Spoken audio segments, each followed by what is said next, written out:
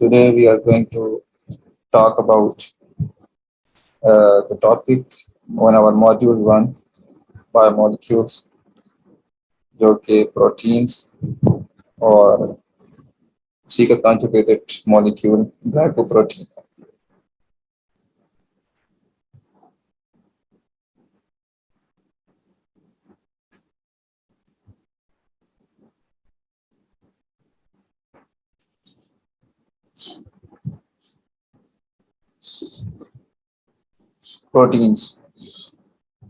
Proteins होते क्या हैं? Proteins are basically the polymers of amino acids, and amino acids are the molecules जो कि जिनमें एक अल्फा कार्बन होता है, उसके साथ हाइड्रोजन एटम मौजूद होता है और साथ में एक साइड पे अमीनो ग्रुप और एक साइड पे कार्बोक्सिल ग्रुप होता है। तो ये पॉलीमर्स ऑफ अमीनो एसिड्स हैं और ये main structural component of cell है। जो साइटोस्केलेटन है वो भी प्रोटीन से बनी हुई है, जो कि स्केलेटन ऑफ सेल है। मैक्रोट्यूब्यूल्स, मैक्रोफिलामेंट्स, इनके अंदर ट्यूबुलिन प्रोटीन और एक्टिन प्रोटीन रिस्पेक्टिवली है और ये सेल की स्केलेटन को मेंटेन कर रहे हैं। तो मेनली वो प्रोटीन ही स्ट्रक्चरल कंपोनेंट है सेल की।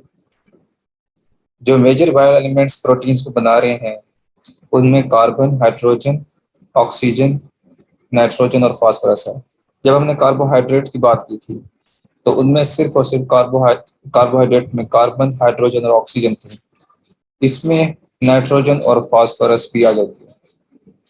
माइनर बायो एलिमेंट्स जो कि प्रोटीन्स को बना रहे हैं उनमें सल्फर और मैग्नीशियम है और कुछ प्रोटीन्स के अंदर ट्रेस मिनरल्स भी मौजूद होते हैं जैसे कि आयरन और आयोडीन। प्रोटीन्स के अंदर एक पॉलीपेप्टाइड चेन हो सकती है। पॉलीपेप्टाइड मीन टू से कि सीक्वेंस ऑफ अमीनो एसिड्स, बहुत सारे अमीनो एसिड्स आपस में जुड़े हुए हों पॉलीमर्स, तो एक पॉलीपेप्टाइड चेन बन जाती है। और प्रोटीन के अंदर एक पॉलीपेप्टाइड चेन भी हो सकती है और एक से ज़्यादा भी हो सकती है। तो ये एक एग्जांपल है कि अमीनो एसिड्स इनकी शेप में, और ये जब जुड़ते हैं तो एक पेप्टाइड बन जाता है और इनके दरमियान पेप्टाइड बॉन्ड होता है। और ऐसे ही बहुत सारी जब पॉलीपेप्टाइड चेन्स आपस में मिलती हैं तो प्रोटीन बनती है। अमीनो एसिड के बारे में मैं पहले बात कर चुका हूँ कि प्रोटीन्स के बिल्डिंग ब्लॉक्स हैं और जो कि 500 अमीनो एसिड नेचर के अंदर हैं, लेकिन जो 20 अमीनो एसिड्स हैं उनसे प्रोटीन्स बनती हैं। और इसके स्ट्रक्चर में एक कार्बोक्सिल ग्रुप, हाइड्रोजन, एक अमीनो ग्रुप और एक आर चेन है। आर कुछ भी हो सकता है। अगर ये एच है तो ये एक डिफरेंट अमीनो एसिड होगा, ग्लाइसिन होगा। अगर ये CH3 है, अल्काइल ग्रुप है, तो ये एलेनिन होगा। ऐसे जैसे ही आर ग्रुप डिफरेंट होगा तो डिफरेंट अमीनो एसिड होगा। और बाकी उनका ये जनरल फार्मूला है, जनरल स्ट्रक्चर है। अब पेप्टाइड बॉन्ड की अगर बात करें तो पेप्टाइड बॉन्ड उस वक्त बनता है जब डिफरेंट अमीनो एसिड्स या अमीनो एसिड्स के जो है ना वो आपस में जुड़ते हैं। तो जो हाइड्रोजन का रिमूवल होता है वाटर एक अमीनो एसिड से, अमीनो ग्रुप से हाइड्रोजन का रिमूवल हो गया और OH कार्बोक्सिल ग्रुप से हो गया तो एक वाटर रिमूवल हो गया, तो जो बॉन्ड बना उसे पेप्टाइड बॉन्ड कहेंगे। अब ये कहाँ पे होता है? ट्रांसक्रिप्शन, जब DNA से mRNA बनता है और जो इंफॉर्मेशन है DNA की वो mRNA के अंदर आ जाती है। फिर mRNA साइटोप्लाज्म में जाता है सेल के और वहां पे वो अपनी इंफॉर्मेशन देता है राइबोसोम को कि उसने कैसे जो है ना अमीनो एसिड्स को जोड़ना है और प्रोटीन बनानी है। तो जो अमीनो एसिड उस राइबोसोम के अंदर जुड़ते जाते हैं उनके दरमियान पेप्टाइड बॉन्ड बनता जाता है और by the instruction of mRNA. अगर दो अमीनो एसिड जुड़े हुए होंगे तो एक डाइपेप्टाइड है और उनके दरमियान एक पेप्टाइड बॉन्ड होगा। अगर तीन जुड़े हुए होंगे तो वो ट्राइपेप्टाइड है, उनके दरमियान दो पेप्टाइड बॉन्ड है। चार चार जुड़े हुए होंगे तो वो टेट्रापेप्टाइड है।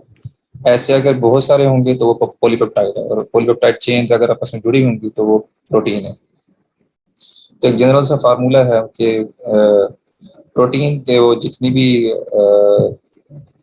अमीनो एसिड की थे, अगर वो पेप्टाइड बॉन्ड मालूम करने हो तो एक माइनस कर दें उनके नंबर से तो वो पेप्टाइड बॉन्ड आ जाएगा।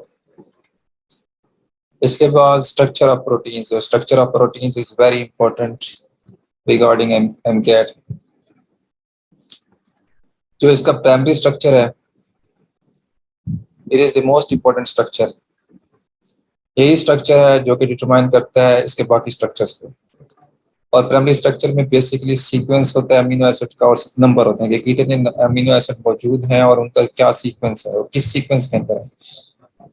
वो ग्लाइसिन एलेनिन वैलिन है या ग्लाइसिन वैलिन एलेनिन है, तो ये डिटरमाइन करता है प्राइमरी स्ट्रक्चर। अब प्राइमरी स्ट्रक्चर में अमीनो एसिड आ गए। अब जो वो अमीनो एसिड हैं उनके दरमियान अगर हाइड्रोजन बॉन्ड बन जाए तो उनमें फोल्डिंग हो जाती है जिससे बनता है सेकेंडरी स्ट्रक्चर। और वो हीलिक्स भी बना सकता है डीएनए की तरह, उनको अल्फा हीलिक्स कहते हैं। और वो शीट्स भी बना सकते हैं, फोल्डेड शीट्स, जिसे बीटा शीट्स कहते हैं।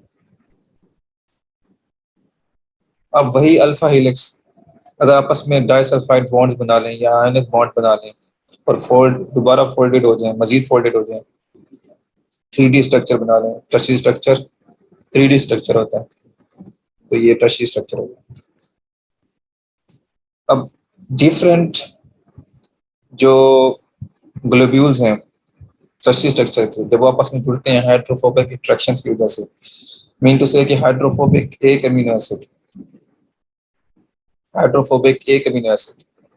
और उसके साथ हाइड्रोफिलिक अमीनो एसिड का जो ग्लोब्यूल, एक टर्शियरी स्ट्रक्चर का ग्लोब्यूल जो हाइड्रोफोबिक हो, हाइड्रोफोबिक साइड हो जिसकी एक साइड पे, और दूसरा जो ग्लोब्यूल है उसकी हाइड्रोफिलिक साइड हो, तो वो एक दूसरे को अट्रैक्ट करेंगे और ये हाइड्रोफोबिक इंटरेक्शंस के साथ जो स्ट्रक्चर बनेगा प्रोटीन का वो टर्शियरी स्ट्रक्चर होगा। जो हीमोग्लोबिन है जो कि ट्रांसपोर्ट करती है ऑक्सीजन को सेल के अंदर, ब्लड में जो आरबीसीज होते हैं उनके अंदर हीमोग्लोबिन होती है, वो ऑक्सीजन के ट्रांसपोर्ट के अमल में होती है, तो वो क्वाटरनरी स्ट्रक्चर दिखाती है। मैं ये बात कर रहा था कि प्राइमरी स्ट्रक्चर हो गया जो कि सीक्वेंस ऑफ और नंबर ऑफ अमीनो एसिड। उसके बाद जब हाइड्रोजन बॉन्ड्स बनते हैं तो हेलिक्स बन जाता है, सेकेंडरी स्ट्रक्चर। फिर उनमें जो डाइसल्फाइड बॉन्ड्स और आयनिक बॉन्ड्स बनते हैं तो टर्शियरी स्ट्रक्चर। और एंड में जब वो सारे जो ग्लोब्यूल्स होते हैं आपस में मिल जाते हैं तो क्वाटरनरी स्ट्रक्चर। प्राइमरी स्ट्रक्चर में जो बॉन्ड्स मेनली होते हैं कोवलेंट बॉन्ड्स, उनमें पेप्टाइड बॉन्ड और डाइसल्फाइड बॉन्ड। जो सेकेंडरी स्ट्रक्चर है उसमें क्या ऐड हो जाता है हाइड्रोजन बॉन्ड। जो टर्शियरी स्ट्रक्चर है इसमें आयनिक और डाइसल्फाइड बॉन्ड, उसके बाद हाइड्रोफोबिक बॉन्ड्स और वैन फोर्सेस हो गई और हाइड्रोजन बॉन्ड वही सेकंड स्ट्रक्चर वाले हो गए। तो क्वार्टरनरी स्ट्रक्चर है, इसके अंदर भी सेम टू सेम वही बॉन्ड्स होते हैं और ये मेनली हाइड्रोफोबिक इंटरेक्शंस की वजह से होते हैं। अब classification of proteins, classification of proteins उसकी शेप और स्ट्रक्चर पे भी हो सकती है और फंक्शन पे भी हो सकती है। तो शेप और स्ट्रक्चर में है जो फिब्रस प्रोटीन्स हैं और ग्लोबुलर प्रोटीन्स हैं। जो फिब्रस प्रोटीन्स हैं वो फाइबर लाइक शेप रखती हैं और उनकी जो स्ट्रक्चर में भी होता है वो वैसे तो प्राइमरी स्ट्रक्चर में होती हैं, लेकिन जो फंक्शन करती हैं तो वो सेकेंडरी स्ट्रक्चर शो करती हैं। इनसॉल्युबल होंगी, इलास्टिक होंगी और वो क्रिस्टलाइज नहीं हो सकेंगी। तो ये बार बार एमसीक्यूज के अंदर पूछ लिया जाता है कि which protein is non crystalline या which protein is insoluble which is elastic. तो ऐसे ही फिब्रस और ग्लोबुलर प्रोटीन का डिफरेंस याद हो। जो ग्लोबुलर प्रोटीन्स हैं वो ग्लोबुलर शेप है और इनमें जो स्ट्रक्चर मेनली होता है वो टर्शरी और क्वार्टरनी स्ट्रक्चर है। अभी बिल्कुल ऑपोजिट हैं फिब्रस की, ये सोल्यूबल भी होंगी, इनलास्टिक भी होंगी, कैन बी क्रिस्टलाइज भी होंगी और ये बिल्कुल जो है ना नफीस किस्म की होती हैं कि उनमें थोड़ा सा भी स्लाइट टेम्परेचर का डिफरेंस है, पीएच में प्रेशर हो जाए, एक्सचेंजेस हो जाए तो ये अपनी जो है ना शेप खो देती हैं क्योंकि फंक्शनल है, फंक्शनल काम करती हैं। जैसे एंजाइम्स हो गए, हार्मोन्स हो गए, चैनल प्रोटीन्स हो गए जो कि ट्रांसपोर्ट का मदद दे रही हैं, प्लाज्मा मेम्ब्रेन में है और वो बाहर से आयंस को अंदर लेके आ रही हैं या अंदर से आयंस को बाहर लेके जा रही हैं। एंटीबॉडीज हैं जो कि एंटीजेंस को पकड़ रही हैं, उनको मार रही हैं, एक्सेट्रा एक्सेट्रा। और फिब्रस प्रोटीन्स के अंदर मेनली स्ट्रक्चरल है तो कोलेजन हो गया जो कि कार्टिलेज के अंदर, बोन्स के अंदर हो गया।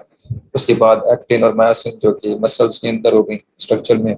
केराटिन जो है वो हेयर के अंदर होता है, नील्स के अंदर होता है, फेदर के अंदर होता है। और फिब्रिन ब्लड क्लॉट में, फिब्रिन से फिब्रिनोजन बनती है, ब्लड क्लॉट में हेल्प करती है, मैश बनाती है। उसके बाद जो इसका आखिरी जो है टॉपिक वो है कॉन्जुगेटेड मॉलिक्यूल्स। अब जो कॉन्जुगेटेड मॉलिक्यूल्स हैं वो उन मॉलिक्यूल्स को कहा जाता है जो कि कॉम्बिनेशन है दो बायोमोलिक्यूल्स का। अब जैसे हम बात करें ग्लाइकोप्रोटीन्स की तो इसके अंदर एक हमें नजर आ रहा है ग्लाइको और एक नजर आ रहा है प्रोटीन। जो ग्लाइको है वो कार्बोहाइड्रेट है, प्रोटीन जो है ना प्रोटीन है। तो अब इसमें जो है ना प्रोटीन्स भी हैं, कार्बोहाइड्रेट भी हैं और जो कार्बोहाइड्रेट की क्वांटिटी है वो कम है, 10 to 15% है एज कम्पेयर टू। अगर हम नीचे देखें प्रोटियोग्लाइकेंस जो कि सिलेबस में एज इट इज मेंशन नहीं है, लेकिन इसकी जो है ना इन दोनों का डिफरेंस पता होना चाहिए कि इनमें जो कार्बोहाइड्रेट है उसकी तादाद ज्यादा होती है, 50 to 60% होती है। अब ग्लाइकोप्रोटीन्स का फंक्शन क्या होता है? हार्मोन्स के तौर पर एक्ट करती हैं कि ये जो है केमिकल मैसेंजर्स के तौर पर, जैसे कि एपिनेफ्रिन हो गई, इंडोर्फिन हो गई या एस्टाइलकोलिन हो गई, मसल की कंट्रैक्शन में हेल्प करती है। और उसके बाद जो एड्रेनालिन हो गई वो फाइट और फ्लाइट रिस्पॉन्स देती है। और ऐसे ही डिफरेंट हार्मोन्स हो गए जो कि बॉडी रिलीज कर रही है, जैसे वैसोप्रेसिन हो गया, एडीएच हो गया जो कि वाटर की एब्जॉर्प्शन कराते हैं, रीअब्जॉर्प्शन कराते हैं रीनल ट्यूब्यूल्स के अंदर। और ट्रांसपोर्ट के अंदर भी ये अपना रोल प्ले करती है कि जो ट्रांसपोर्ट प्रोटीन्स हैं जितनी भी हैं मटेरियल्स को सेल के इर्द गिर्द जो है वो ट्रांसपोर्ट कर रही हैं, तो वो ग्लाइकोप्रोटीन्स इन नेचर हैं। उसके बाद ये स्ट्रक्चरल प्रोटीन्स भी हैं, सेल मेम्ब्रेन के ऊपर लगी होती हैं तो ये प्लाज्मा मेम्ब्रेन के स्ट्रक्चर को बनाती हैं। उसके बाद रिसेप्टर के तौर पर एक्ट करती हैं, जैसे कि जी रिसेप्टर, और ये सेल के ऊपर लगे होते हैं। जैसे ही कोई हार्मोन या कोई भी लाइगेंड इनको जाके फाइंड करता है तो ये अपना जो है ना कंफर्मेशनल चेंज लाती हैं, अपनी शेप के अंदर चेंज करती हैं और वो सेल के अंदर वो लिगेंड अंदर चला जाता है, अंदर जाकर वो अपना इफेक्ट दिखाता है, फॉस्फोराइलेशन कराता है या जो कुछ भी कराता है अपना सेल के अंदर चेंजेस करता है। इससे जो है ना सेल एक दूसरे से कम्युनिकेट करते हैं। उसके बाद जो ब्लड ग्रुप के एंटीजेंस हैं उनके अंदर ग्लाइकोप्रोटीन होती है, जैसे कि ब्लड ग्रुप ए के अंदर उसकी अपनी ग्लाइकोप्रोटीन होगी, सेल की मेम्ब्रेन के ऊपर मौजूद होगी। बी के अंदर अपनी होगी, ए बी के अंदर अपनी होगी।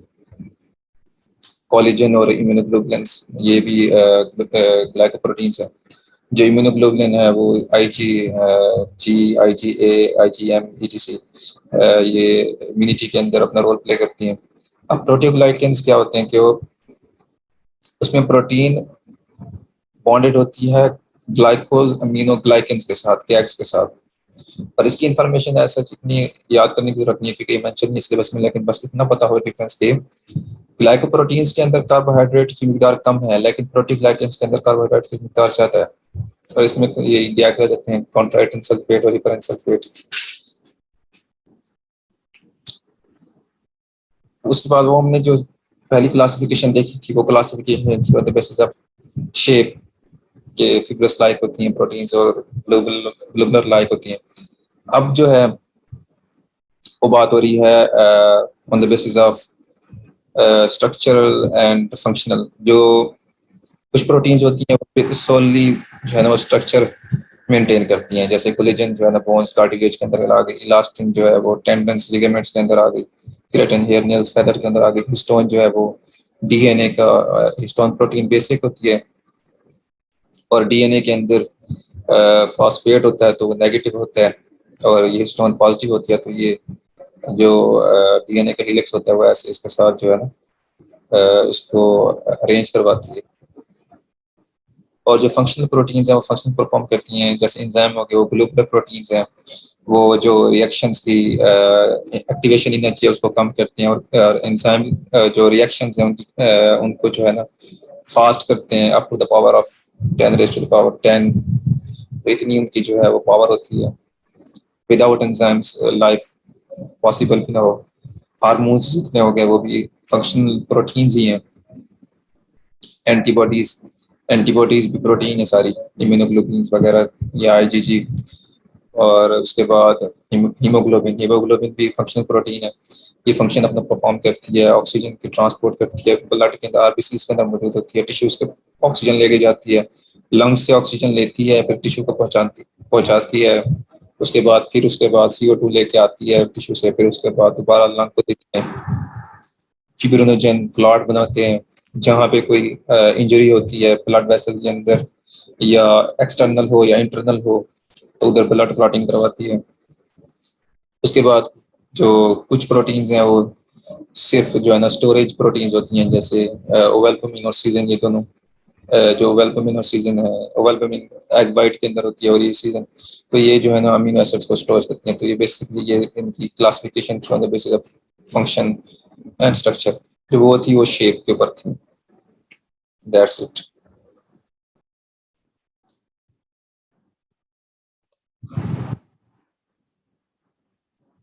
इस चैनल को सब्सक्राइब कर लीजिएगा ताकि आपको जो है ना नेक्स्ट जितने भी लेक्चर आने हैं ऑन मॉड्यूल 1 बायोमोलिक्यूल्स एंड जितने भी नेक्स्ट मॉड्यूल्स होंगे, जब तक बायोलॉजी का जो है ना सिलेबस पूरा नहीं होता, वो आपको मालूम हो सकें कि वो उनकी वीडियोस आई हुई हैं और आप उनको जो है ना बेल आइकन को भी दबा दें ताकि आपके पास जो है वो नोटिफिकेशन आ जाए और आपको जल्द से जल्द पता चल सके।